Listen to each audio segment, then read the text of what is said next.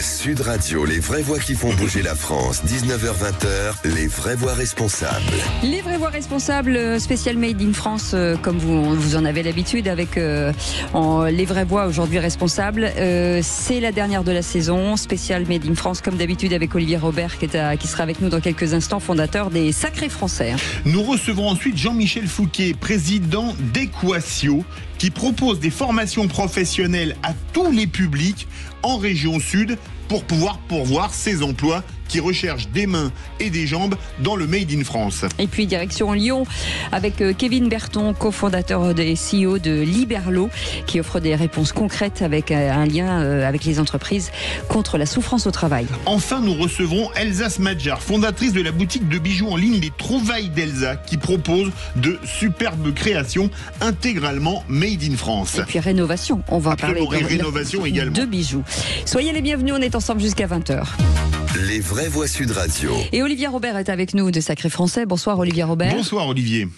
Olivier, bonsoir à tous. Petit retake de cette saison avec vous du Made in France, où chaque fois on va explorer des filières, on va explorer des talents, des entrepreneurs courageux qui se révoltent contre la délocalisation et qui aujourd'hui travaillent au quotidien pour garder l'entreprise française et la fabrication française.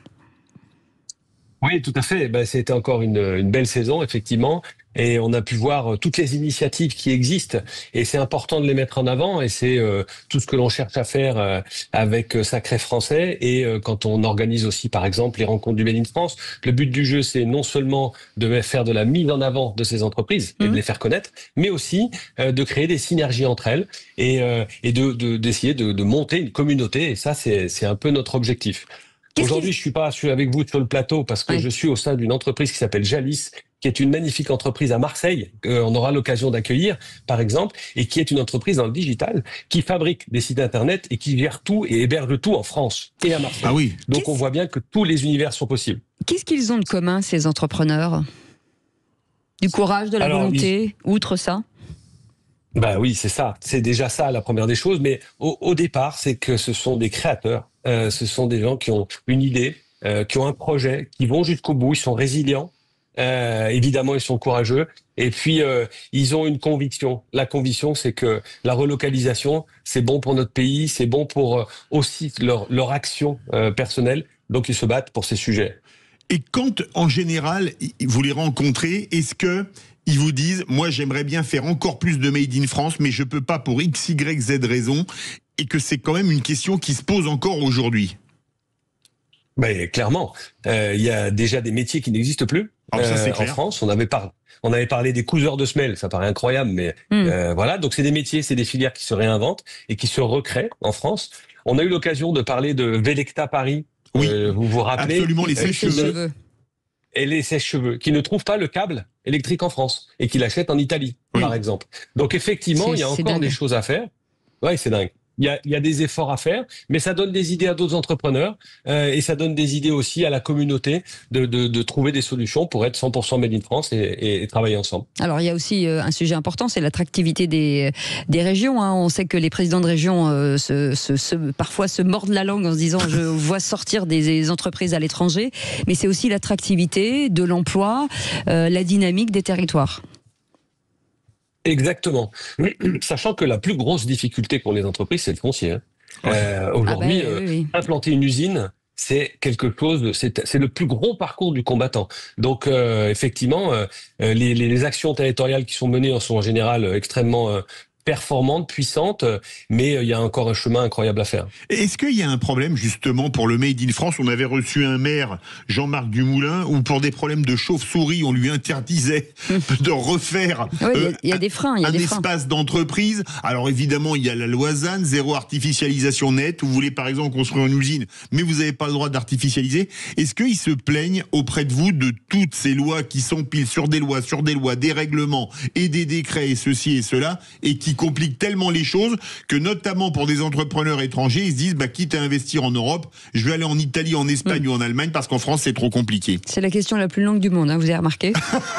Oui, c'est vrai. Non, parce il me dit qu'il adore mes questions longues en off, Olivier. Ah non, c'est pas ce qu'il me dit en off, moi. Mais bon, c'est pas grave. Ça, je ne crois pas. Bon, on en discutera ensemble tous les trois. On en discutera ensemble. Mais vous avez raison. Je reprends l'exemple de la construction d'une usine. Une usine en Allemagne, il faut 6 mois pour la poser et avoir les permis de construire et les autorisations. En France, c'est 2 ou 3 ans. Donc, comment voulez-vous que ça avance? C'est impossible. Et tout ça à cause des problèmes de normes, à cause des lois, à cause des recours qu'il peut y avoir. Enfin, voilà. Donc là, il y a un vrai sujet. Aussi. Et ça, c'est un sujet politique. Bien sûr. Depuis que vous faites cette émission avec nous, est-ce qu'il y a des choses qui ont changé, le fait qu'on en parle? Est-ce qu'on parle beaucoup avec certains de ces entreprises du rôle aussi du consommateur, de s'engager sur le Made in France, d'abord pour de la qualité? C'est vrai que c'est un peu plus cher, mais au moins c'est pérenne. Tout à fait. En fait, il y a de la pédagogie qui se fait. Tout ça permet, toutes ces émissions que l'on fait, par exemple, permettent de faire de la pédagogie auprès du consommateur. Le consommateur, il peut voter avec sa carte bancaire. C'est quand même un sujet important de se dire ça. Et aujourd'hui, je crois que le consommateur commence à comprendre que la qualité, c'est un vrai sujet, que la traçabilité, c'est un vrai sujet. Je prends un exemple, je vais citer la marque préférée des Français qui est Bic, avec qui on était sur les rencontres du Made in France, qui nous disait que pour être sûr que la qualité soit parfaite, d'abord ils n'ont pas délocalisé, ils ont continué à fabriquer en France, mais pour être certain que ce soit parfait, ils ont même construit les machines de leur usine. Ça c'est énorme. Donc voilà, donc ça aujourd'hui le consommateur commence à l'entendre et c'est important et ça c'est notre rôle aussi de le mettre en avant. Est-ce que à l'étranger, l'image du produit Made in France s'est plutôt améliorée, plutôt détériorée ou plutôt est restée stable? En général, on avait plutôt une image soit de luxe, soit de produits, pour les produits qui ne sont pas des produits luxe évidemment, plutôt moyen de gamme, moyen haut de gamme. En général, elle est bonne. L'image, elle est même meilleure certaines fois à l'étranger qu'elle peut l'être en France. Donc, acheter français, c'est quand même quelque chose qui reste plutôt bien vu des étrangers. Alors évidemment, on connaît le luxe, on connaît la gastronomie, on connaît différents univers, mais il y a de plus en plus d'univers qui sont aujourd'hui bien perçus. Donc l'international est presque moins compliqué par rapport à la reconnaissance du consommateur que le consommateur en France. Après, il va falloir clarifier le flou sur l'usage du drapeau français, des labels, de tout un tas de choses où finalement le consommateur se trouve lui aussi parfois piégé. Ah oui, c'est clair. Alors, pour ça, il y a une fédération qui s'appelle la FIMIF, dont je fais partie, qui est la fédération indépendante du Made in France, et qui lutte contre le franco-lavage. Alors, le franco-lavage, c'est déjà une bonne nouvelle. Ça veut dire que c'est en français, c'est comme le greenwashing. Là, c'est le French washing, c'est ça? Le franco-lavage, le néologisme est très beau. Normal. On est obligé. Nous, on n'utilise pas les anglicismes. Enfin, on essaye, en tout cas. Dit-il, en annonçant du Made in France. Oui, c'est le seul qu'on accepte.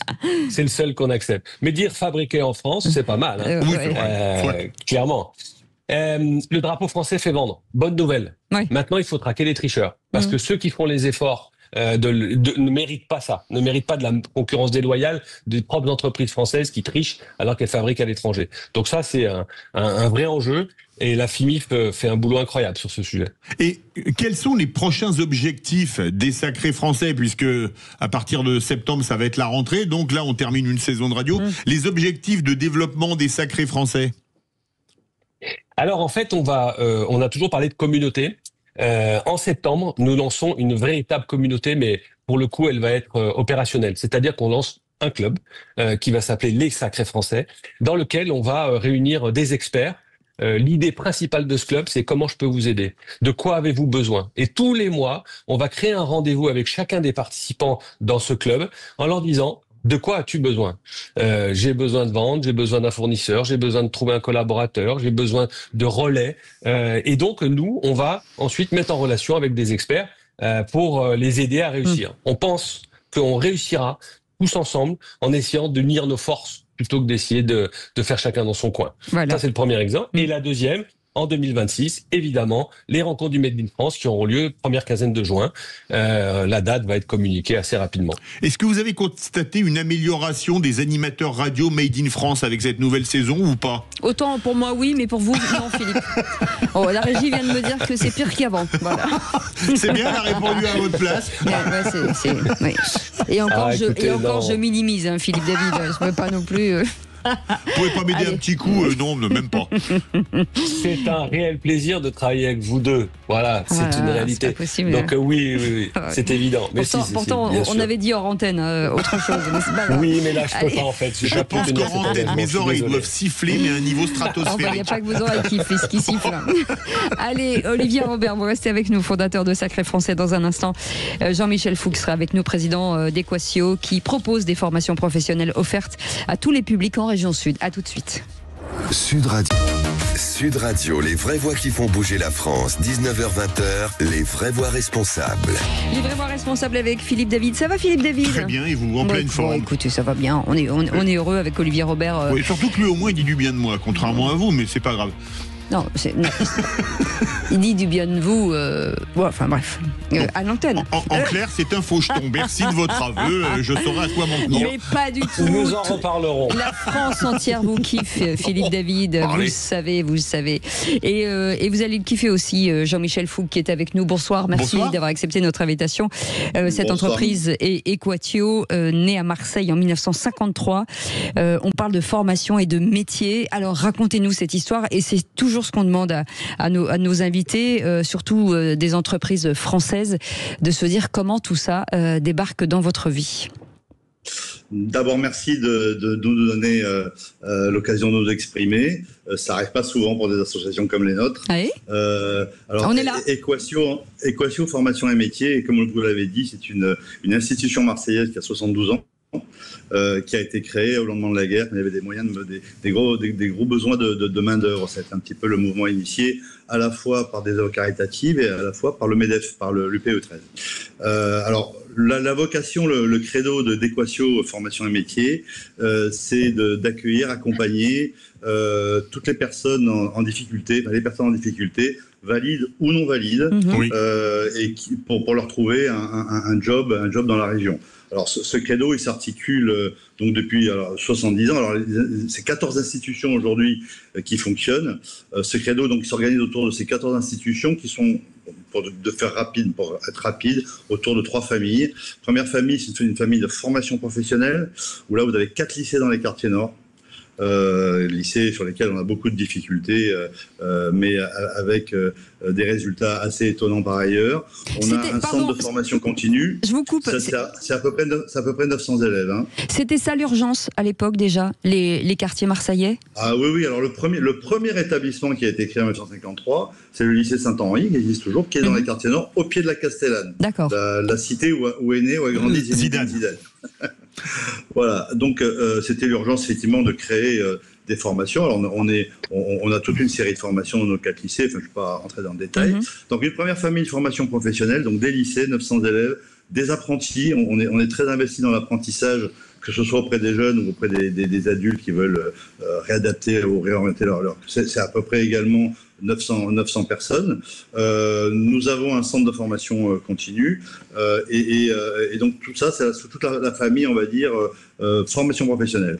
On a une autre famille d'institutions dont la tutelle, c'est la sécurité sociale. Ce sont ce qu'on appelle le médico-social, où là, notre job, ça représente à peu près aussi 300 personnes, versus la formation professionnelle, c'est environ 3000 personnes par an.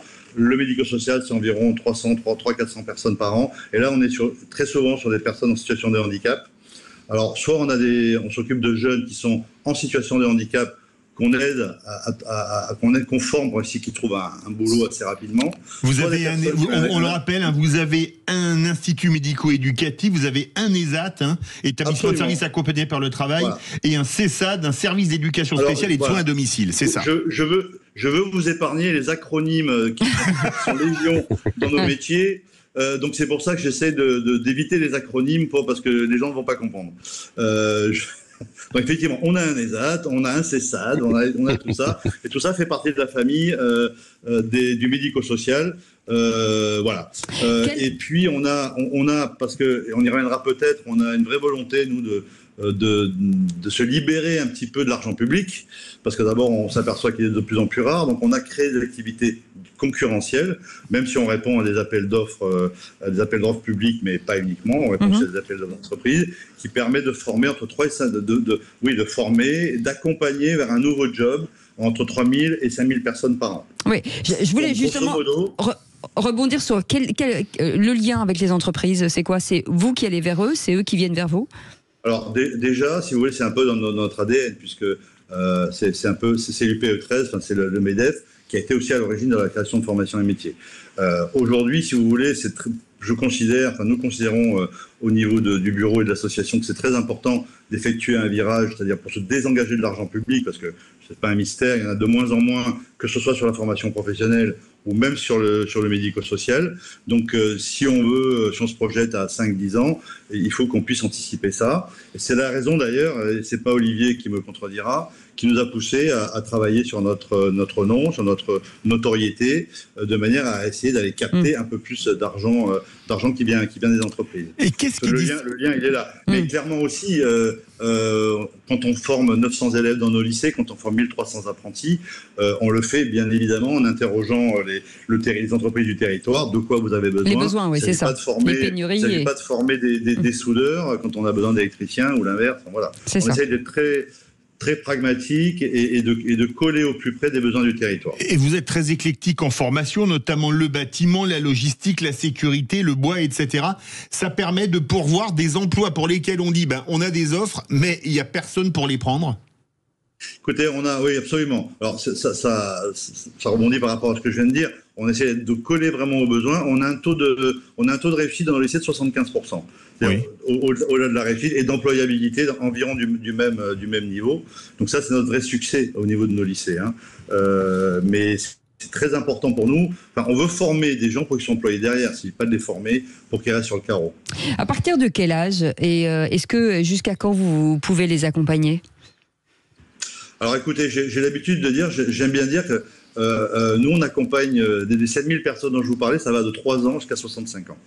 3 ans parce qu'on a ce qu'on appelle une MEC, c'est une maison pour l'enfance à caractère social, on accueille environ 60 enfants.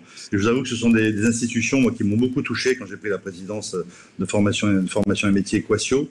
Et puis 60 ans, c'est de l'autre côté du spectre. Ce sont les personnes de l'ESAT, puisque une personne qui travaille, on a 90 personnes à l'ESAT, et je voudrais souligner le travail exceptionnel qui est fait à notre ESAT de la Balle-Barrel, aussi bien par les travailleurs en situation de handicap que par leurs encadrants, les moniteurs qui les encadrent, qui font un boulot formidable, qui est d'ailleurs très reconnu dans la région.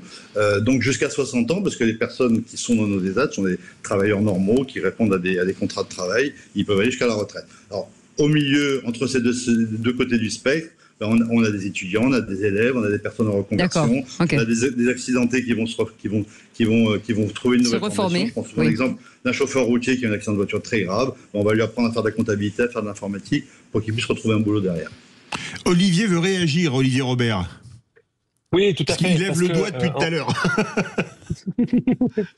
Tout à fait. En fait, c'était très important que Equatio vienne parce que, en fait, globalement, ce sont des travailleurs de l'ombre. Ce sont des gens un peu école de la troisième chance qui viennent former pour nos industries, pour nos entreprises, chez nos artisans. Et donc, aujourd'hui, on parle souvent de la pénurie de main-d'œuvre sur ces métiers-là. Voilà, une entreprise comme Equatio vient former des jeunes, former des personnes en situation de handicap ou des personnes en reconversion. Ce qui est dramatique, ce que a suggéré, évoqué Jean-Michel, c'est que l'accompagnement des pouvoirs publics est en dégradation impressionnante, que c'est des associations qui sont un peu en danger financièrement et qu'aujourd'hui il y a vraiment un besoin que les entreprises flèchent leurs taxes d'apprentissage vers ce type d'association et Equatio en a évidemment parce que la vraie question c'est s'ils sont plus là, toutes ces personnes dont parlait Jean-Michel, que vont-ils devenir? Et ça, c'est une notion extrêmement importante. Ouais. Et je trouve que c'était important de mettre en lumière aussi ces entreprises de l'ombre. Merci beaucoup, en tout cas. Oui. je veux juste rebondir 2 secondes là-dessus. Effectivement. Deux secondes, parce que là, on va être en retard. Allez-y. Rapidement, très rapidement. Simplement, je vais rebondir là-dessus. Effectivement, une association comme la nôtre, on sait 35 millions de budget, c'est 550 salariés, ce sont quand même des gros navires.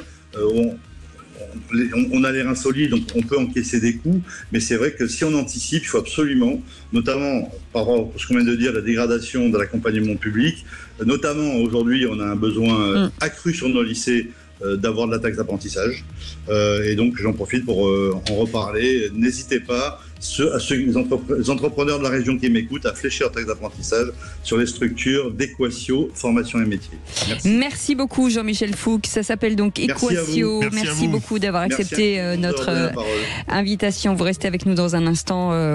C'est le cofondateur de Liberlo, une plateforme qui constitue une solution de prévention innovante, certifiée et accessible pour la médecine douce. On en parle dans un instant, à tout de suite. 9h-20h, les vraies voix responsables. Les vraies voix responsables avec nos invités. On parle du savoir-faire français, on parle des entreprises françaises avec Olivier Robert et Sacré Français. Chaque semaine, enfin chaque fois qu'on est avec lui, de rencontrer des belles entreprises et surtout de beaux entrepreneurs très courageux dans ce marasme où c'est pas toujours facile aujourd'hui de se déployer en France face aux freins du millefeuille administratif, j'ai envie de dire, avec notre invité Philippe. Avec notre invité, nous sommes avec Kevin Berton, fondateur et, alors je vais dire PDG parce que comme on est en français, je vais pas dire CEO de Liberlo, une belle entreprise lyonnaise. Alors Liberlo, c'est une plateforme qui constitue une solution de prévention innovante, notamment dans le milieu de l'emploi. Bonsoir Kevin Berton. Bonsoir à tous. Bienvenue. Bienvenue. Qu'est-ce qui vous a motivé à lancer Liberlo fin 2020 ? Alors, j'ai cofondé effectivement Liberlo fin 2020, donc qui est une solution, comme vous dites, de prise de rendez-vous dédiée aux pratiques complémentaires, donc ostéopathie, sophrologie, naturopathie, et en référence aujourd'hui plus de 70 pratiques. Et en fait, ce qui nous a motivé à fonder Liberlo, c'est né d'un constat fort, dans le sens où nous sommes en France. La France est le pays européen qui consomme le plus de médicaments psychotropes, antidépresseurs, anxiolytiques, somnifères. Plus de 3 Français sur 10 y ont recours aujourd'hui. Et pourtant, on a 25 jours de délai d'attente pour aller voir un psychologue. On a un burn-out sévère toutes les 30 secondes. C'est ça. Donc finalement, c'est un vrai enjeu de santé publique et économique. Et en fait, Liberlo, c'est une réponse. Avec Liberlo, ce qu'on veut faire, c'est faciliter et sécuriser donc l'accès à ces pratiques, donc pour les Français, et les accompagner surtout vers ces pratiques qui sont de plus en plus demandées aujourd'hui. Alors, il y a une question qui se pose.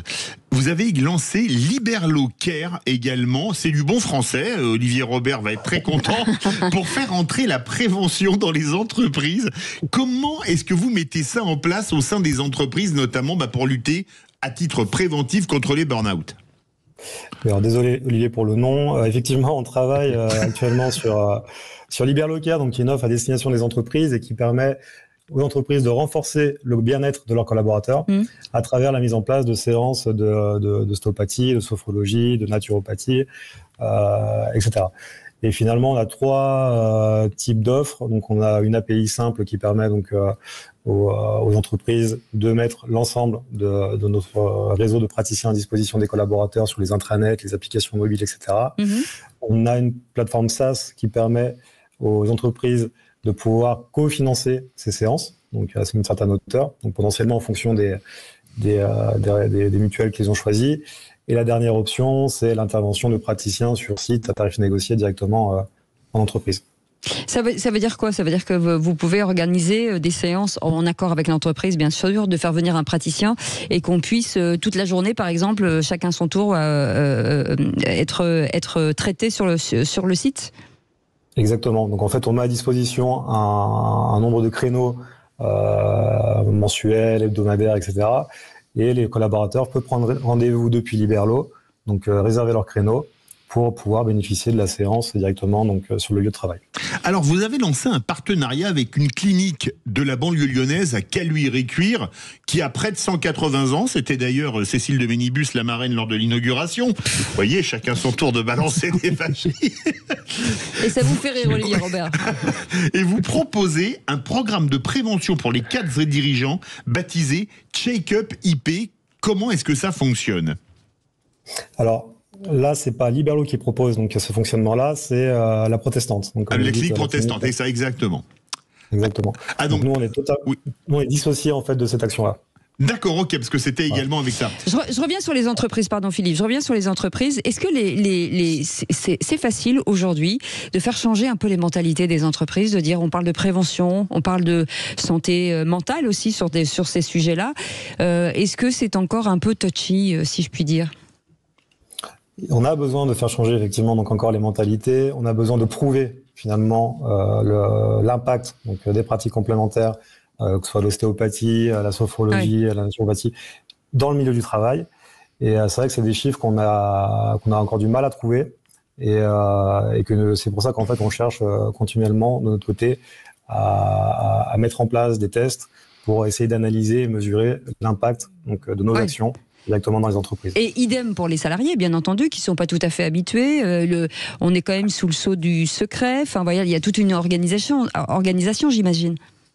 Alors de leur côté, ils sont très friands, donc ils sont vraiment super emballés. Donc à chaque fois qu'on parle de mettre en place des séances sur site d'ostéo, de psychologie, etc. Donc ça, on a beaucoup moins de freins.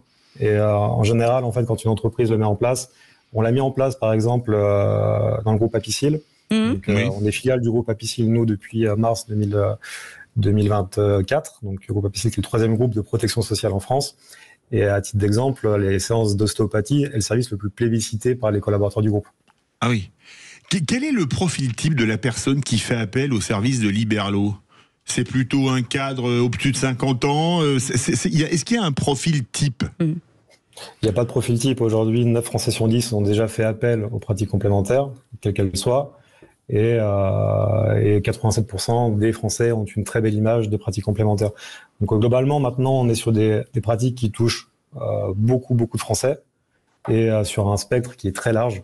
Donc comme vous le dites, sur la santé mentale, sur les douleurs, les TMS, troubles musculo-squelettiques, etc. Il y a beaucoup de sujets d'anxiété, de cohésion d'équipe dans l'entreprise, ou de prise de parole en public, etc. Et ces praticiens, vous les adoubez de quelle façon? Est-ce que c'est finalement chacun s'inscrit, ou alors il y a une vérification qui est opérée? Il y a une vraie vérification, ça c'est un de nos principaux enjeux. Donc il y a une vérification. Alors nous, on n'est pas les gendarmes des pratiques complémentaires, on n'est pas là pour certifier, on agit plutôt en tiers de confiance. Donc en fait, nous on référence des praticiens qui ont suivi les plus grosses formations, parce que nous, ce qu'on veut à terme, c'est sécuriser donc l'accès, donc conduire les Français, désolé pour driver, vers les pratiques, vers les praticiens qui, eux, ont fait de vraies formations rigoureuses et qui veulent accompagner les Français, qui sont en demande. Et ça, c'est un vrai point. Et on essaie de le faire justement toujours en insistant sur le fait que les pratiques complémentaires portent bien leur nom, finalement. C'est un complément de la médecine conventionnelle. On n'est jamais en remplacement ou quoi que ce soit. C'est vraiment en complément que nos praticiens, justement, agissent. Alors, à contrario, pour les praticiens qui nous écoutent, comment ça se passe? Ils vous envoient un mail? Comment s'inscrire en fait sur cette plateforme? Ils peuvent aller directement, donc se rendre directement sur liberlo.com, et derrière, un conseiller les rappelle suite à une prise de rendez-vous pour étudier déjà le besoin, le fonctionnement du praticien, voir comment ça marche, et ensuite on l'inscrit. Et là, le praticien a accès à toute la plateforme, avec son agenda en ligne, les prises de rendez-vous en ligne, les rappels de rendez-vous par SMS, la facturation qui est intégrée, la téléconsultation, enfin vraiment toute une batterie de fonctionnalités qui sont en constante évolution, parce que finalement, on a une nouvelle version de la plateforme qui arrive en septembre, qui est très attendue de nos praticiens.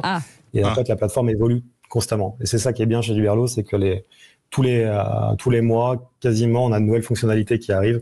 Pour nos praticiens, c'est dynamique et ça vit bien. On a une super équipe IT, et nos praticiens nous remercient. Olivier Robert, comment s'est passée l'arrivée de Liberlo chez les Sacrés Français?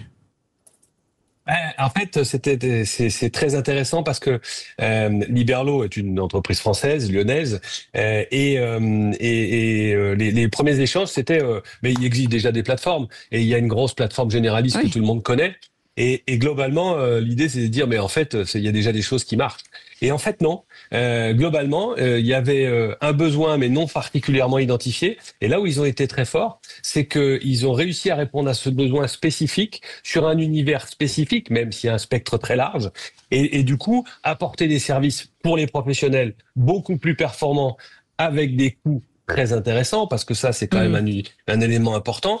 Et pour j'allais dire la patientèle, j'allais dire le consommateur, la patientèle, voilà, de trouver tout à fait les praticiens qui vont les intéresser. Donc, j'ai trouvé ça culotté, comme on le voit à chaque fois, et extrêmement inspirant et intéressant. Donc, clairement, on a décidé de les accompagner et d'avancer ensemble. Vous avez un praticien disponible pour une collègue qui dit du mal de vous régulièrement, c'est pour un ami. Ouais. Mais non, ça ne servira à rien. On s'appelle après. Ouais, mais vous trouverez personne. Merci beaucoup, en tout cas, Kevin Berton, d'avoir accepté notre invitation. Vous êtes cofondateur et CEO de Libéralo, cette plateforme de praticiens. Et merci beaucoup, en tout cas, d'avoir accepté cette invitation. On revient dans un instant. On va vous parler bijoux et savoir-faire français. Parce que ça, c'est un véritable savoir-faire. On aime beaucoup, si vous avez des bijoux qui sont un peu passés avec le temps, eh ben, elle vous les rendra totalement neufs. On en parle tout de suite avec Olivier Robert, fondateur de Sacré Français, qui assez régulièrement nous présente des personnalités qui comptent et qui vont compter à l'avenir. Et ce soir, c'est Elsa Smadjar qui est avec nous, fondatrice de la boutique de bijoux en ligne, Les Trouvailles d'Elsa. Bonsoir Elsa Smadjar, merci d'être avec nous. Je parlais tout à l'heure de savoir-faire français. On est dans le domaine du bijou, et du bijou pour lequel on a du cœur en fait, et qui est souvent on achète des bijoux et puis on les porte, puis à un moment donné, ils perdent de leur éclat, et c'est là que vous intervenez. C'est exactement ça. J'ai créé, en fait, pour la petite histoire, en 2008 la première boutique en ligne de bijoux. Oui. Au départ, j'étais simplement un multimarque, donc je proposais d'autres marques. En 2016, j'ai commencé à avoir envie d'aller un peu vers la création, donc j'ai créé ma propre marque. Et puis, j'avais envie de continuer dans l'histoire du bijou. Oui. Il s'est avéré que je me suis retrouvée à un moment donné bloquée par la galvanisation d'une bague, de cette bague-là, que je n'arrivais pas à faire. Et du coup, je suis allée voir un professionnel qui m'a guidée et qui m'a dit, voilà, tu peux le faire toi-même, et c'est comme ça que ça va fonctionner. Et donc, j'ai acheté les machines nécessaires à faire le plaqueur de bijoux. Et pendant le confinement, il s'est avéré qu'on a beaucoup communiqué sur les réseaux, que les entrepreneurs ont envie de s'ouvrir. Le temps, là. Voilà. Oui, là, on avait du temps. Et puis... Voilà. On a eu envie de s'ouvrir, de montrer nos activités de manière un peu différente. Et donc, j'ai montré le processus de galvanoplastie avec les différentes étapes. Et j'ai posé cette simple question, est-ce que vous serez intéressé par ce service pour vos propres bijoux, pour vos bijoux abîmés?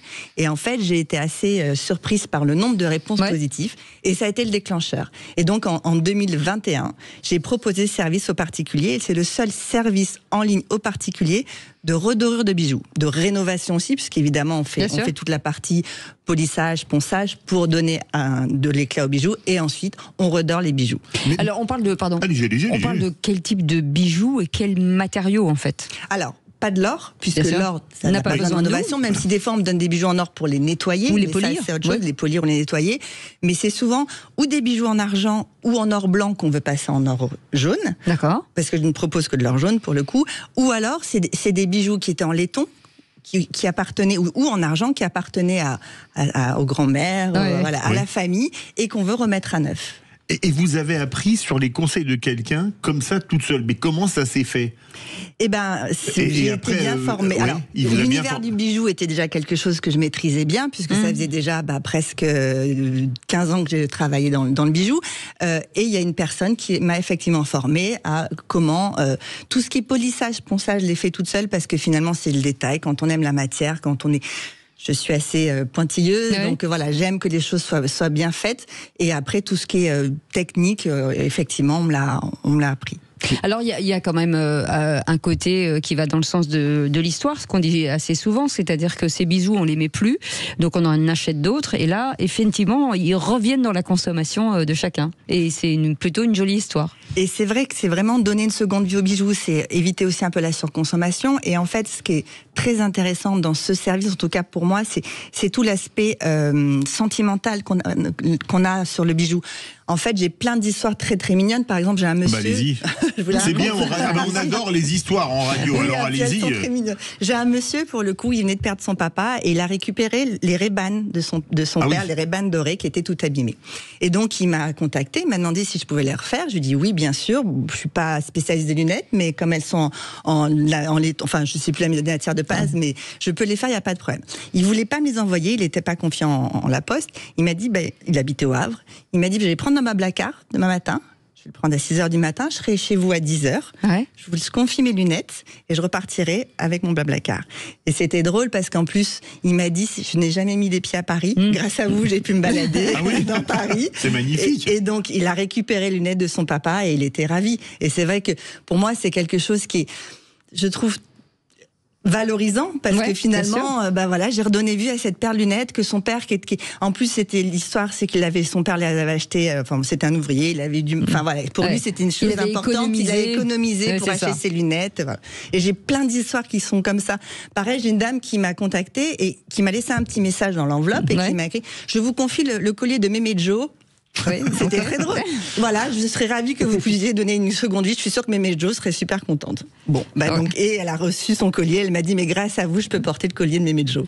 Mais est-ce que ça veut dire aussi que vous disruptez aussi les bijoux? C'est-à-dire que quand on a un bijou avec une chaîne, est-ce qu'on peut changer la chaîne? Et que grâce à vous, c'est ça. Ça, je peux le proposer aussi, mais c'est un petit plus que je fais.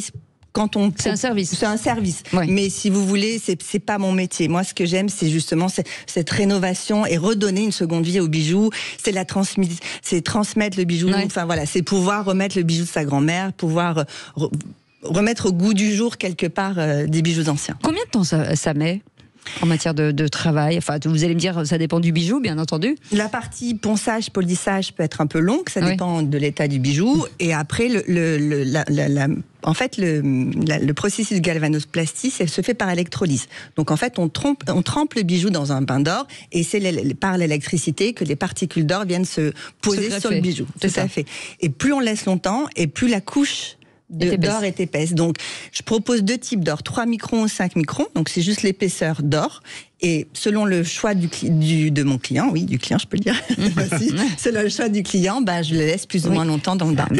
Avec les histoires que vous racontez, ce sont presque des patients. Hein. Ah oui, c'est très onéreux pour acheter les machines. Ce que vous dites après avoir eu ma formation, j'ai acheté les machines, c'est très onéreux. Oui, c'est assez onéreux. Oui, c'est assez onéreux. C'est difficile aujourd'hui d'être une entrepreneuse ou un entrepreneur, peu importe ce qu'on dit, de se lancer. Comment on fait pour se lancer? Parce que lancer un site internet, c'est pas facile. Il n'y a pas de contact avec le public, sauf les clients qui viennent. Comment on fait? Alors, comment on fait pour... Est-ce que ça a été compliqué pour vous? Non, ça l'a pas été tant que ça, parce que j'ai eu la chance d'être la première boutique en ligne. Donc, tout a été facile au départ. Okay. Après, j'ai appris beaucoup de choses. Il a fallu que j'apprenne comment fonctionne un site internet. Mais ça a pas été... J'ai passé des heures sur des forums à regarder. Ça n'a pas été un problème. Mais les réseaux sociaux, c'était très simple. Tout était simple. Ça a beaucoup changé. Et c'est aussi une des raisons pour lesquelles j'ai voulu faire évoluer mon métier. Finalement, revendre des bijoux, j'avais besoin d'apporter un sens à mon activité. Et ce sens de redonner vie aux bijoux. C'est quoi? C'est se sentir utile? C'est exactement. Ouais. C'est se sentir utile. Et vous pouvez pas imaginer le nombre d'avis positifs que j'ai des gens, de petits messages. Je viens de recevoir mon bijou. Grâce à vous, je vais pouvoir le porter. Et c'est très valorisant, en fait. Olivier Robert, on peut dire que chez les sacrés français, Elsa Madja est une perle rare. Oui. Bravo. Merci. J'ai rien à dire de plus. Pour une fois. J'ai peur qu'il les fasse toutes. Hein. Elles vont arriver en rafale, Olivier.